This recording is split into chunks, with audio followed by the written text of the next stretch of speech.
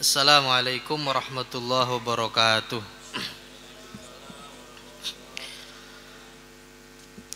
Alhamdulillahi rabbil alamin, al-wahidil qahhar, al-azizil ghaffar,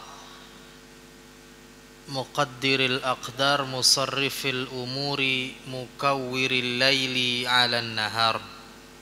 Allahumma salli wa sallim ala sayyidina wa maulana Muhammadin sallallahu alaihi wasallam wa ala alihi wa ashabihi wa dzurriyyatihi wa man tabi'ahum bi ihsanin ila yaumiddin. Amma ba'du, fa inna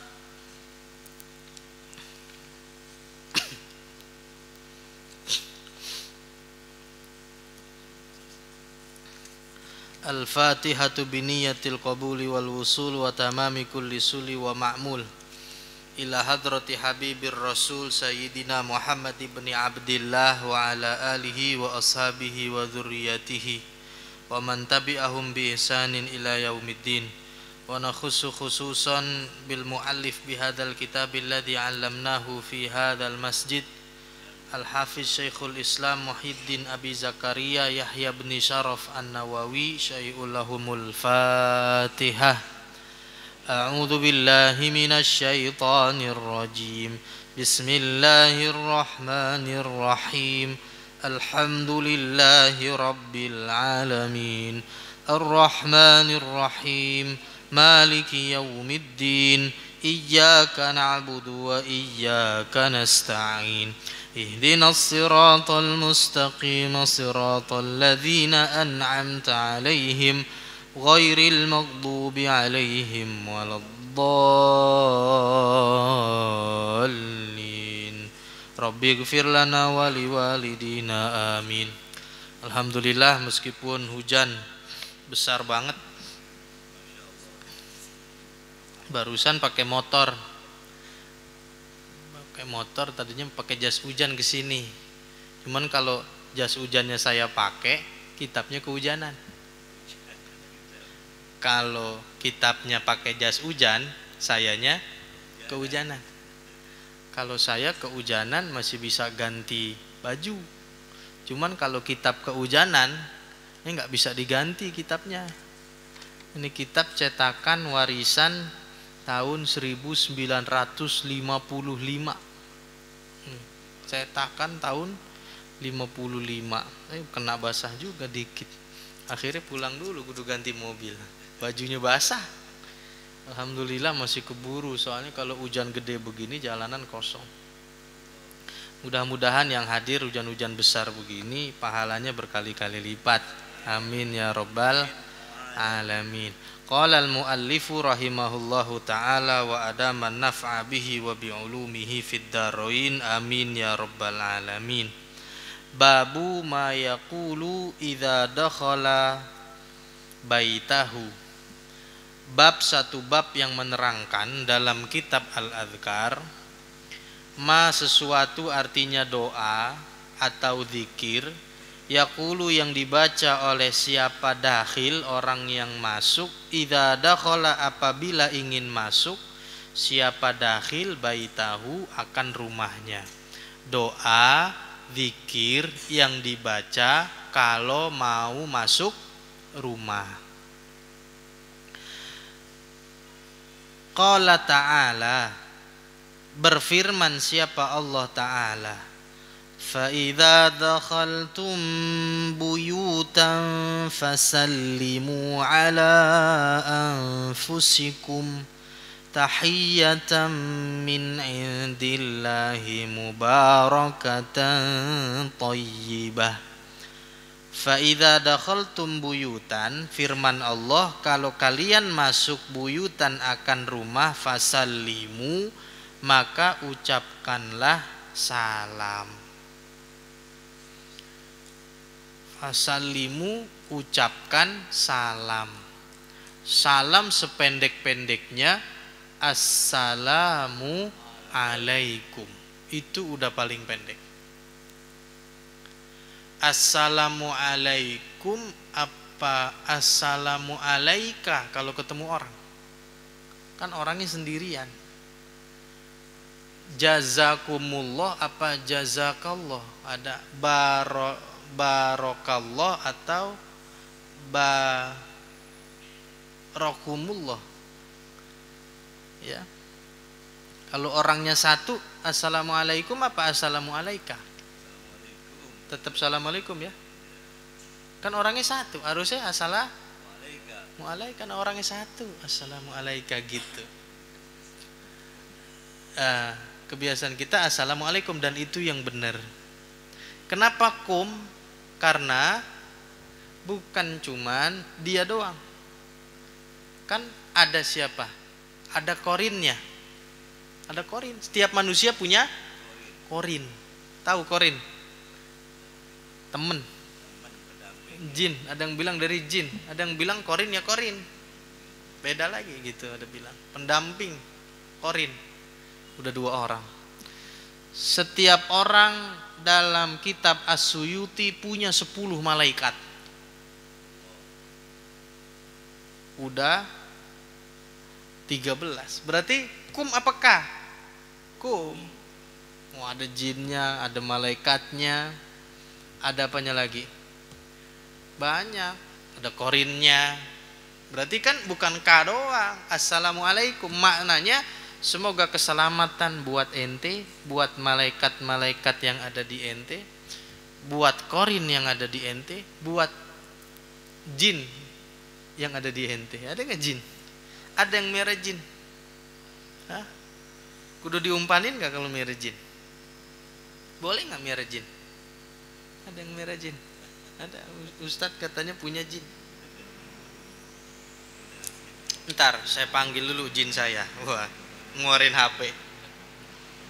Di miss call dulu jinnya di mana?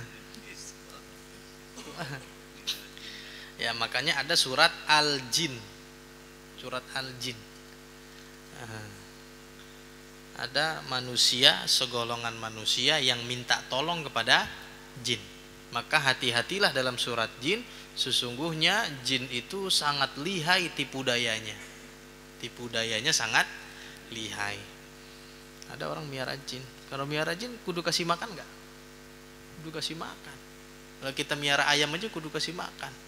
Nah, jin makanannya termacam-macam gitu. Maka hati-hati ya berinteraksi dengan jin. Maka model-model kita lebih baik tidak berinteraksi dengan jin. Itu kita ucapkan assalamualaikum. Fasallimu, ucapkanlah salam ala anfusikum, atas diri kalian. Lah ini masuk ke rumah siapa nih pertanyaannya? Kata Abdullah, Qatadah dan Tawus serta Jabir radhiyallahu anhum, maksudnya masuk rumah sendiri di ayat ini. Kalau masuk rumah kita sendiri bukan rumah orang lain. Nah makanya anfusikum, diri kalian. Kata Ibnu Abbas, ini kalau masuk masjid. Maka Ibnu Abbas selain Allahumma ftahli abwaaba rahmatik, ucapin juga assalamualaikum. Ini mungkin pendapatnya nggak masyhur ya. Kita kalau masuk masjid bilang salam nggak? Assalamualaikum nggak? Kan apa? Ganggu orang ya. Kita masuk nih assalamualaikum. Terus, apalagi pakai salaman satu, assalamualaikum, assalamualaikum, assalamualaikum, kan ganggu orang lagi ibadah kan? Ini nggak masyhur nih.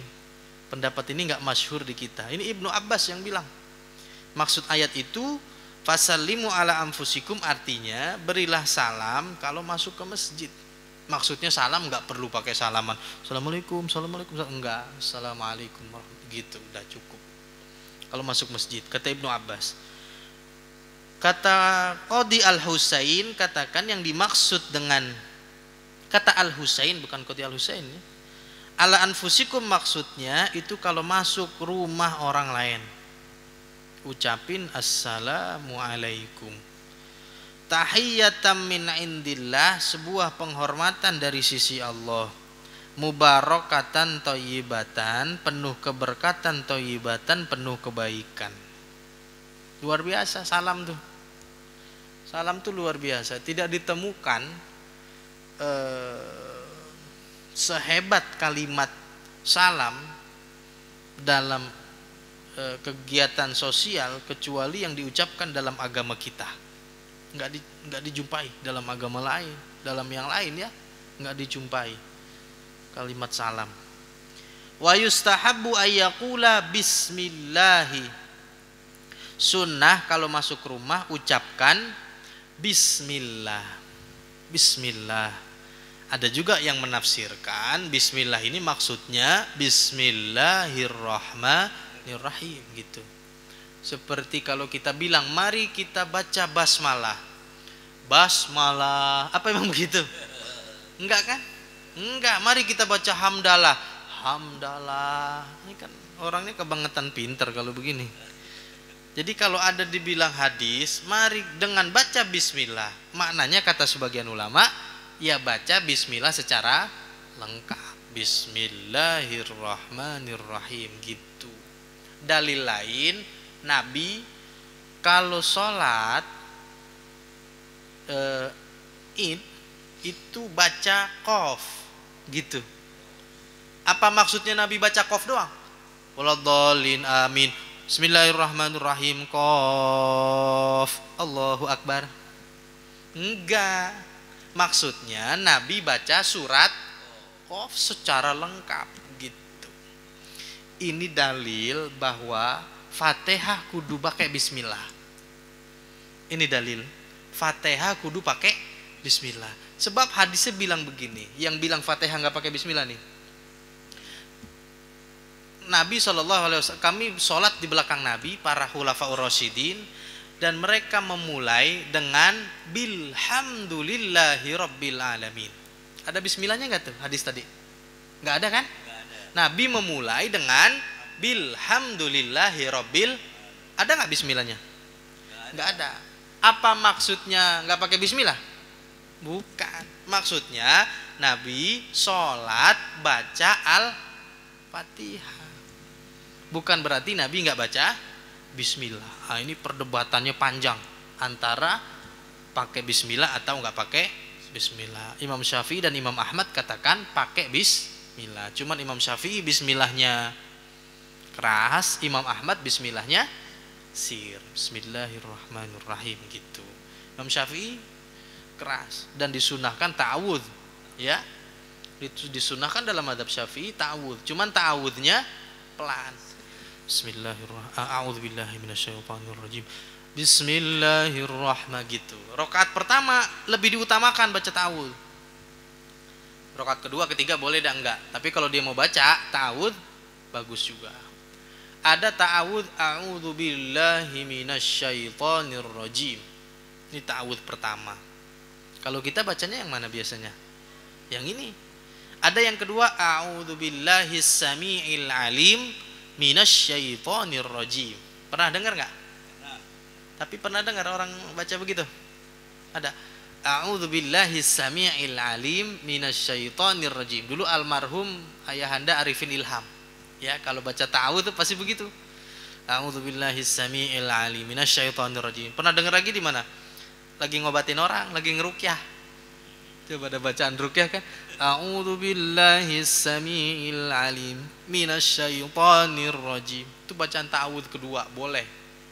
Imam Ahmad pilih itu yang kedua. Bacaan ta'awudz ketiga, a'udzubillahi minasyaitonirrajim innahu huwas samiul alim. Model ketiga, boleh nggak? Boleh. Ada nggak kita yang bacanya begitu? Jarang. Ayo kita baca Al-Fatihah misalnya, a'udzubillahi minasyaitonirrajim innahu huwas samiul alim gitu. Itu boleh. Tiga cara baca ta'awudz, tiga tadi. Nah, sedangkan basmalahnya menurut Imam Malik dan Imam Abu Hanifah, Imam Malik katakan bahwa bukan termasuk ayat daripada surat Al-Fatihah. Baca bismillah kalau masuk rumah. Wa ayyukatsira min dzikrillah, banyak berzikir. Jadi ngucapin bismillah, banyak berzikir, dan ngucapin salam. Tiga caranya. Baca bismillah, berzikir, salam.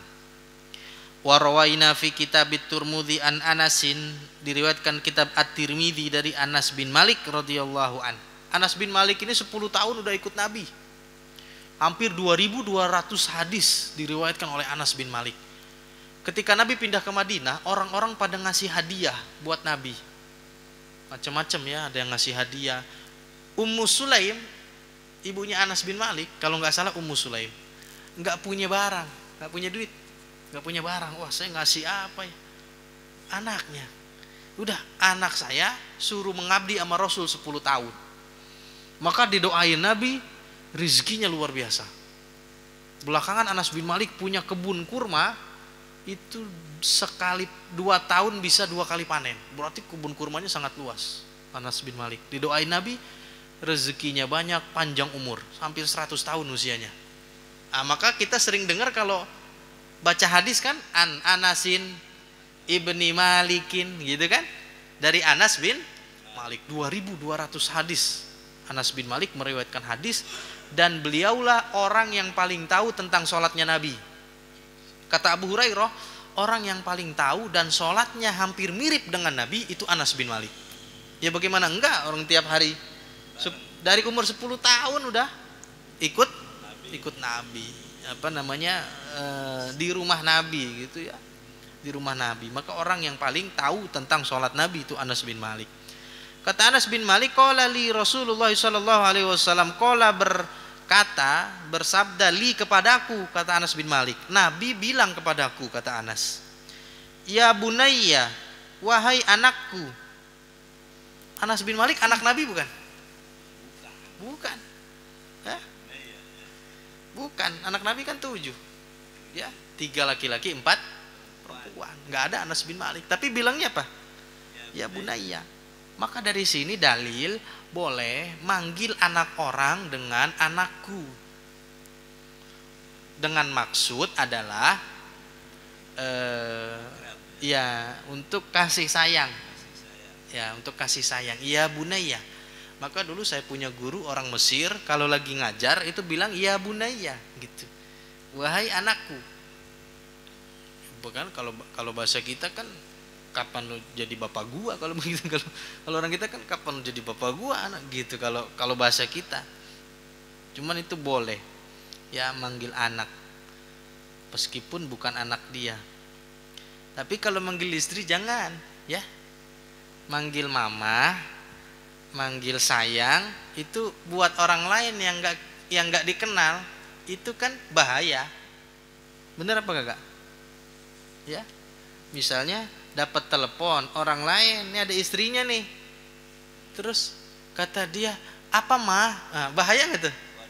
Bahaya. Mama siapa itu? Kalau begitu. Tapi kalau anak nggak apa-apa. Anak-anakku sekalian, istri saya nggak marah tuh. Ya. Waktu dulu ngajar ngaji anak-anak kan anak-anakku sekalian. Mamanya yang mana nih kata istri saya? Enggak kan? Enggak. Coba kalau yang dipanggil mamahnya misalnya, bahaya. Kalau anak boleh panggil meskipun bukan anak dia. Tapi kalau istri jangan. Kalau bukan istri dia jangan panggil mama, bahaya. Ya.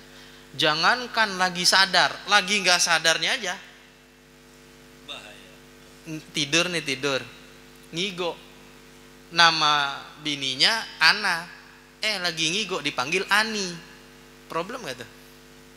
Problem itu. Kudu bawa ke Tanah Abang itu kalau begitu. Kudu bawa ke Tanah Abang, sore pulang baru sembuh. Ya namanya Ana, malam-malam ngigo Ani. Pasti kan problem, bangun-bangun. Siapa tuh Ani? Kan begitu.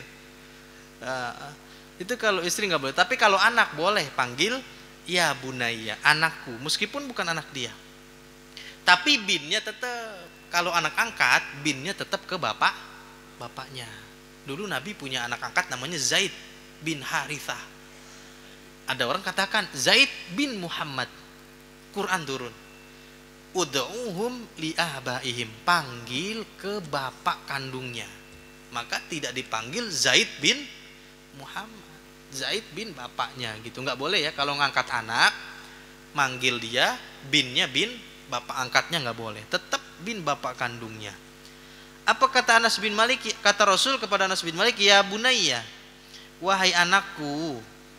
Anas bin Malik, idza dakhalta ala ahlika, kalau kamu masuk ke dalam keluargamu, fasallim, salam, mengucapkan salam. Takun barokatan, kamu akan mendapatkan keberkahan, alaika, atasmu, wa ala ahli baitika, dan atas keluargamu di rumah. Keluarga dapat berkah, yang ngucapin juga dapat berkah. Haditsun hasanun sahih. Imam Tirmidzi katakan hadis hasan sahih. Wa rawaina fi sunani Abi Dawud an Abi Malikin al-Asy'ari radhiyallahu anhu wasmuhu al-Harith. Dalam Sunan Abu Daud, Abu Malik al-Asy'ari namanya al-Harith. Ada yang katakan juga namanya Ubaid. Ada yang juga katakan namanya Ka'ab. Abu Musa al-Asy'ari ya, sahabat Nabi. Wakila Amr, ada juga katakan Amr. Qala, berkata siapa Abul Hasan, qala Rasul sallallahu alaihi wasallam, Nabi sallallahu alaihi wasallam bersabda, idza walajar rajulu, jika masuk siapa seseorang, baitahu, akan rumahnya, falyaqul, maka ucapkan. Nah, ini baru doanya. Tadi bismillah, zikir, salam, habis itu baca doa. Ini baru doanya. Falyaqul, maka kata Nabi, ucapkan. Ayo, bismillahirrahmanirrahim. Bismillahirrahmanirrahim. Allahumma inni as'aluka khairal maulaji wa khairal makhraji. Bismillahi walajna wa bismillahi kharajna wa 'alallahi rabbana tawakkalna. Itu baca doa masuk rumah. Lagi, Allahumma inni as'aluka khairal maulaji wa khairal makhraji. Bismillahi walajna wa bismillahi kharajna wa 'alallahi rabbana tawakkalna. Nah, ntar juga besok-besok hafal sendiri kalau dihafalin ya. Bismillahirrahmanirrahim. Nah, biasa anak-anak TK dulu Pak Ustaz, saya pernah hafal ini. Kapan? Dulu waktu saya TK. Anak-anak TK sekarang hafal nih biasanya ya. Anak-anak SD, anak-anak TK tuh, anak-anak kita tuh hafal biasanya di sekolahan, karena dia diajarin sama gurunya. Nah, kita kadang-kadang yang gede yang gak hafal. Kita yang gede nih kadang-kadang yang gak hafal. Kalau ditanya sama bocah, malu loh. Coba ditanya, Pak, doa masuk rumah apa, Pak? Ayo lo. Udah jangan tanya-tanya lagi. Pasti begitu. Udah jangan tanya-tanya ntar gitu. No, tanya malu aja lah sana. Tanya malu no. Makanya kagak tahu juga. Jangan tanya-tanya gitu. Artinya Allahumma inni as'aluka, ya Allah, ini sesungguhnya aku as'aluka, meminta kepada engkau, khairal maulaji, sebaik-baik tempat masuk, wa khairal makhraji, dan sebaik-baik tempat keluar. Jadi kalau masuk itu jadi tempat terbaik, kalau keluar juga jadi tempat terbaik. Ada orang di rumahnya neraka, ada. Makanya orang kalau ke masjid antara dua, emang dia demen ibadah di masjid atau di rumahnya kagak betah. Ngapain dia di masjid? Wah, ternyata di rumah bininya omel mulu. Makanya gue mendingan di masjid. Pagi dia di masjid, siang di masjid, maghrib di masjid, enak. Coba dia pulang, waduh, bludang. Makanya dia sering ke masjid. Bagus apa enggak masih? Bagus. Dia ke masjid bagus. Yang kagak bagus kan dia ke sono begitu. Kalau dia ke sono baru kagak bagus. Kalau dia kemari bagus. Nah, itu supaya di rumah jadi sebaik-baik tempat ketika dia masuk pulang. Wa khairal makhraji, dan sebaik-baik ketika dia keluar. Bismillahi walajna, dengan nama Allah, walajna, kami masuk. Wa bismillahi kharajna, dan dengan nama Allah kharajna, kami keluar. Wa 'alallahi rabbana tawakkalna, dan kepada Tuhan Rabbana Tuhan kami tawakkalna kami bertawakal. Maka ketika keluar tawakal bahwa rumah yang ditinggalkan kita titipkan, wakilkan kepada Allah. Tsumma liyusallim ala ahlihi, baru dah dia ngucapin salam kepada keluarganya. Jadi doa dulu baru salam caranya. Masuk bismillah, doa baru salam. Bismillahirrahmanirrahim. Bismillahi walajna wa bismillahi kharajna.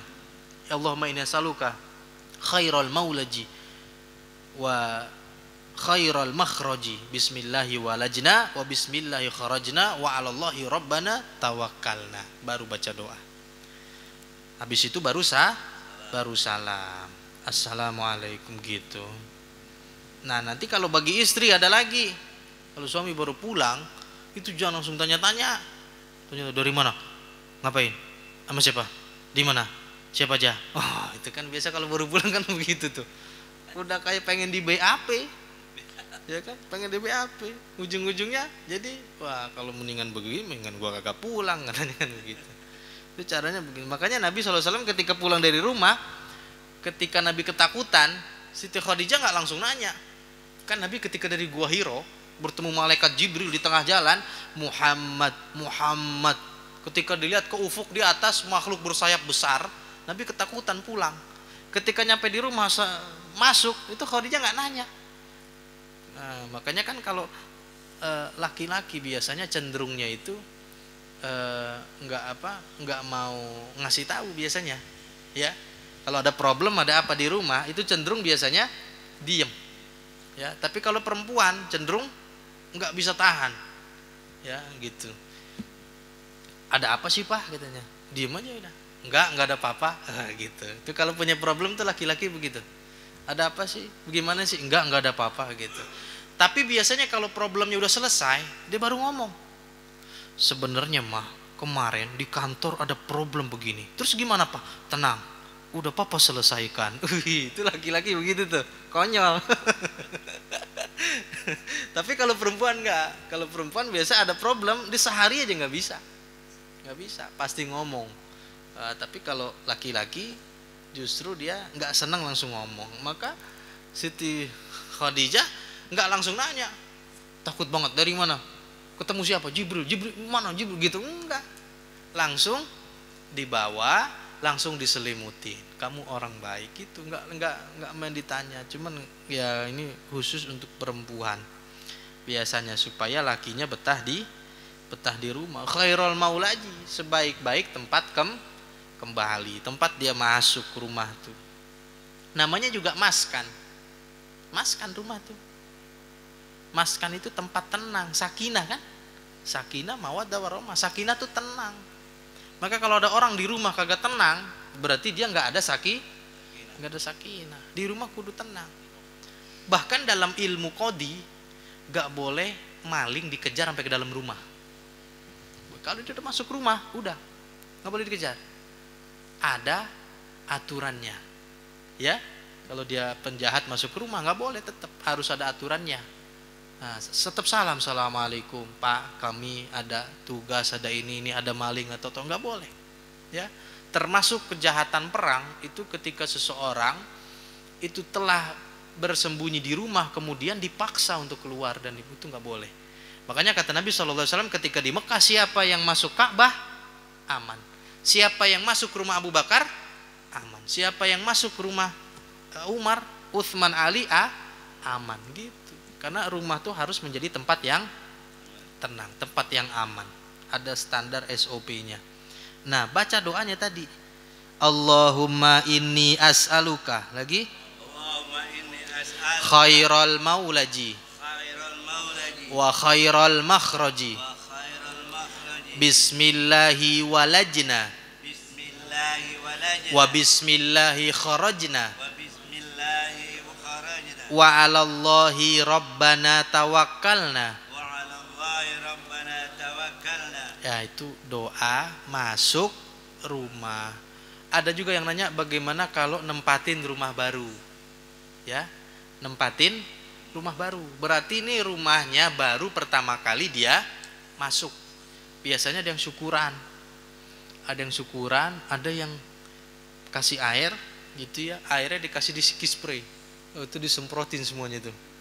Atau ada yang diguyurin di depannya semuanya itu, ada kan? Ada. Kata Qatadah, kalau kita masuk rumah, Imam Qatadah, kalau kita masuk rumah dan di situ nggak ada penghuninya, maka ucapkan assalamu alaina wa ala ibadillahis sholihin. Masuk rumah nggak ada orang, apa bacanya? Assalamu alaina wa ala ibadillahis sholihin. Ibnu Abbas tambahkan setelah itu baca sholawat. Allahumma sholli ala sayyidina Muhammad wa ala ali sayyidina Muhammad. Masuk tuh rumah, insya Allah aman. Ya, nggak ada penghuninya, rumahnya kosong, atau kita masuk tempat yang kita nggak tahu. Misalnya kita jalan-jalan nyewa villa, masuk ke hotel, tempat penginapan. Nah, bilang tuh assalamu alaina wa ala ibadillahis sholihin. Allahumma sholli ala sayyidina Muhammad wa ala ali sayyidina Muhammad. Ini yang diucapkan oleh Imam Qatadah dan Ibnu Abbas. Begitu juga ketika masuk masjid, hendaknya menambahkan sholawat kepada para malaikat. Makanya dikatakan assalamu alaina wa ala ibadillahis sholihin. Allahumma ftahli abwaba rahmatik. Assalamu alaina wa ala ibadillahis sholihin. Assalamu ala rasulillah, kata Ibnu Abbas. Tambahin, ya, berarti 3 tuh tadi. Masuk kaki kanan ke masjid, sama bacanya ketika masuk rumah kosong. Assalamu alaina wa ala ibadillahis sholihin. Ibadillahis sholihin ini siapa sih? Malaikat. Kita beri salam kepada malaikat. Allahumma ftahli abwaba rahmatik. Assalamu alaina wa ala ibadillahis sholihin. Kemudian dia tambahin lagi assalamu ala rasulillah. Lebih utama lagi kalau masuk masjid Nabawi, ya, karena di situ ada makom atau kubur Rasul. Itu yang dibaca kalau masuk rumah kosong, nggak ada orang. Kalau baru nempatin pertama kali ini nempatin, ditambah lagi membaca a'udzu bikalimatillahi tammati min syarri ma khalaq. Tuh, kalau masuk pertama kali baru ditempatin. A'udzu bikalimatillahi tammati min syarri ma khalaq. Ini di rotib haddad ada ini, ya. Kalau sering baca rotib haddad, bacaan ini ada. Jadi 3 tadi. Assalamu alaina wa ala ibadillahis sholihin, baca sholawat. Baru yang ketiga dibaca tadi adalah apa yang terakhir? A'udzu bikalimatillahi tammati min syarri ma khalaq. Kalau masuk rumahnya kosong, habis itu dia mau syukuran, dia mau apa boleh, ya. Kalau orang dapat kenikmatan kan syukuran boleh ya. Dia punya rumah baru, dia punya mobil baru, dia punya apa lagi yang baru? Ini baru syukuran. Ini baru syukuran. Aduh, ngerinya ntar pas lagi syukuran, waduh, jadi perang dunia kedua. Kita nggak tanggung jawab ustadznya, mending gue tinggal pergi kalau begini mah. Ustadz syukuran di rumahnya datang, ya ngapain? Ya, peresmian yang baru. Wah iya, lagi peresmian ternyata ngomel-ngomel, gue tinggal pergi ya. Itu bacanya tadi ya. Kita ulang. 1, masuk rumah biasa. Allahumma inni as'aluka khairal maulaji wa khairal makhraji. Bismillahi walajna wa bismillahi kharajna wa alallahi rabbana tawakkalna. Masuk rumah kosong. Assalamu alaina wa ala ibadillahis sholihin. Allahumma salli ala sayyidina Muhammadin wa ala ali sayyidina Muhammad. Masuk ke masjid. Allahumma ftahli abwaba rahmatik. Assalamu alaina wa ala ibadillahis sholihin. Assalamu ala rasulillah. Masuk rumah pertama kali yang tadi dibaca menambah a'udzu bikalimatillahi tammati. Lagi a'udzu bikalimatillahi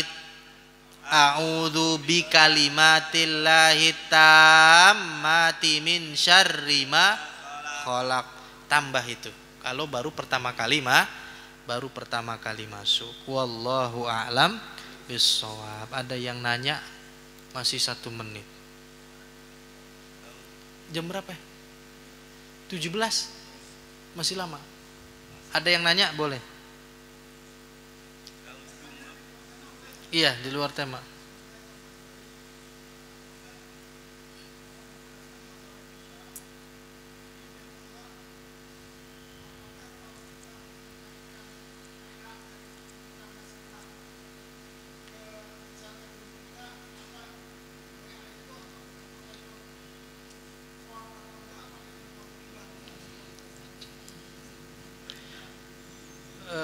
Ghibah itu menceritakan sesuatu tentang saudaramu dan yang diceritakan itu sebuah kebenaran, namanya ghibah. Kalau yang diceritakan sesuatu yang tidak benar, namanya fitnah. Nah, menceritakan sesuatu tentang saudaramu dengan kemungkinan dia tidak suka yang diceritakan, itu namanya ghibah. Tapi ketika yang diceritakan itu berita yang tidak benar akan saudaramu, namanya fitnah. Bagaimana menceritakan sesuatu yang baik? Kalau kemungkinan dia senang, hukumnya boleh. Menceritakan sesuatu yang dimungkinkan yang diceritakan tidak senang, dan itu berupa memang kebenaran, betul dia begitu benar, itu namanya ghibah. Tapi kalau dia nggak kerjain, kita ngomongin begitu, namanya fitnah. Tapi kalau menceritakan sesuatu yang kira-kira dia senang atau kebaikannya, itu boleh. Berarti yang dimungkinkan dia tidak senang. Berarti ghibah itu menceritakan sesuatu yang benar apa enggak? Benar. Tahu nggak si Anu tuh kemarin emang dia begitu kemarin, gitu. Tapi nggak boleh ya? Nggak boleh. Kalau yang diceritakan itu ada kemungkinan, baru ada kemungkinan aja nggak boleh. Bahwa yang diceritakan itu adalah sesuatu yang dia tidak senangi. Tapi kalau sesuatu yang dia senangi, boleh. Coba lihat kayak kemarin si Anu itu jam 4 udah ke masjid, tuh boleh. Ya? Boleh. Tapi kalau ada indikasi dia nggak senang, kita omongin itu, dan itu benar emang dia begitu, namanya ghibah. Tapi kalau dia nggak kerjain, namanya fitnah.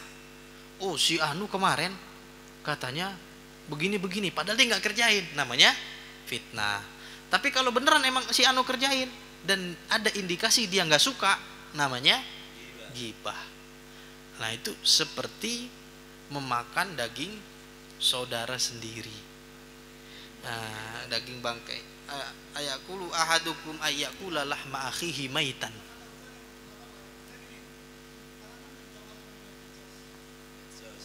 Iya.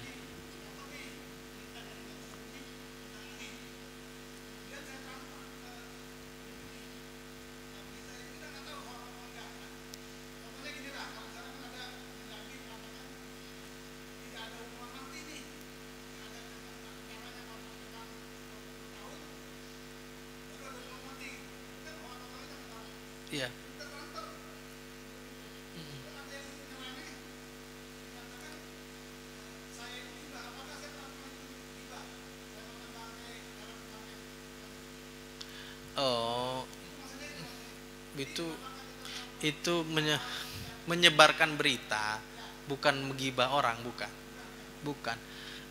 Menyebarkan kabar atau berita itu namanya khobar. Khobar itu memang disebarkan dan menerimanya itu harus tabayun terlebih dahulu.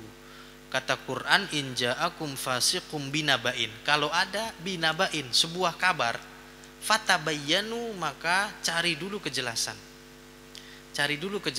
Atau bertanya akan kejelasannya boleh.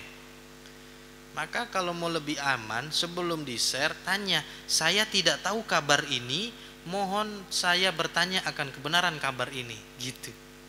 Berarti kan bukan berarti kita memberi kabar bahwa kabar ini benar, tapi kita share di forum merupakan dalam rangka kita bertanya justru apakah ini benar atau tidak. Saya tidak tahu kebenarannya. Itu boleh.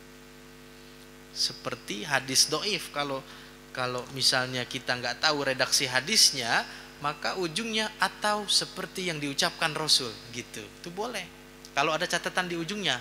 Tapi kalau nggak dipakai catatan di ujung, maka semestinya kabar itu sudah harus kita teliti. Adapun itu nanti salah, ya nggak apa-apa, mohon maaf, kabar itu tadi saya salah, ya sudah selesai. Tapi kalau dikasih tadi, saya tidak tahu kabar ini, mohon pencerahannya para suhu-suhu di atas, misalnya begitu kan. Nah, berarti itu nanya, otomatis sebetulnya kabar itu kita pun tidak tahu jelas apakah benar atau enggak. Makanya kita bertanya. Yang mendapatkan berita juga sama, jangan langsung ditelan mentah-mentah begitu. Itu hukumnya menyebarkan berita pada dasarnya boleh. Namanya menyebarkan berita kan boleh. Enggak, di Cianjur ada gempa. Ya, enggak boleh diem. Masa begitu? Enggak boleh. Ya. Ya, makanya tanya. Enggak, bukan ghibah. Kalau sekiranya ghibah, maka seluruh hadis Nabi ini ghibah terhadap Nabi. Kan begitu. Itu namanya sebuah kabar, yang kabar itu sebetulnya memang bukan menuju kepada pribadi perseorangan. Kalau ghibah itu merupakan pribadi perseorangan. Kalau kabar kan begini, nanti maghrib pengajian Ustadz Farid, kan gitu, itu bukan ghibah ke saya, bukan. Memang ngasih kabar akan ada pengajian nanti. Beda lagi misalnya, tahu nggak Ustadz Farid kemarin malam itu jalan sama perempuan katanya malam-malam. Itu baru ghibah namanya. Gitu. Jadi kalau memang dia sebuah kabar, itu objek kabarnya, bukan objek pribadi yang memberikan kabar. Nah kalau tadi tahu nggak, Mendagri itu sebetulnya gini-gini, itu baru ghibah.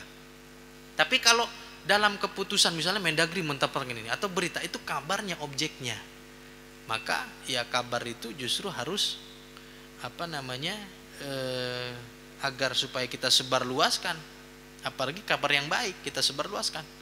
Kabar sesuatu yang baik ketika kita sebarluaskan, malah kita mendapatkan pahala justru, ya, mendapatkan pahala tanpa mengurangi pahala orang yang mengerjakan. Itu sebetulnya bukan ghibah, tapi bab dalam mengabarkan sesuatu kabar namanya, ya.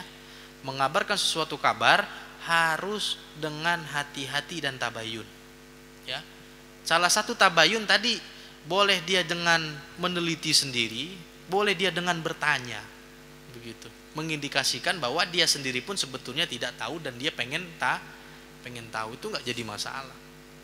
Dan yang menerima juga sama, jangan ditelan mentah-mentah. Sama, itu seperti itu, bukan hanya barang baru. Hadis itu dari dulu sudah begitu. Ya, ada orang datang, ini dari Rasul, nggak langsung diterima. Siapa? Kamu tahu dari mana ini dari Rasul? Saya dari sini. Kamu siapa? Itu harus. Itu kan dalam rangka tabayun.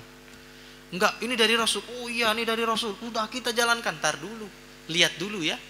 Lihat dulu betul enggak ini Rasul yang bilang. Kalau Rasul yang bilang, mana jalur sanadnya? Itu kan dari dulu sudah ada. Metodologi itu sudah ada. Metodologi menerima kabar. Ya, namanya ilmu hadis. Hadis itu namanya kabar. ilmu mustalah hadis, dan itu sepertinya yang harus kita terapkan di sekarang. Memang hadis palsu zaman dulu itu berkaitan dengan politik. Zaman dulu hadis palsu itu benar-benar karena politik. Kalau kamu melihat Ali, bunuh. Kalau kamu kata kubu Ali, kalau kamu melihat Muawiyah, bunuh. Itu kan kabar hoak. Memang dari zaman dulu sudah ada karena masalah politik, bukan barang baru. Dari zaman dulu itu hadis palsu itu mula-mula muncul hadis palsu karena kepentingan politik. Itu memang sudah dari zaman dulu.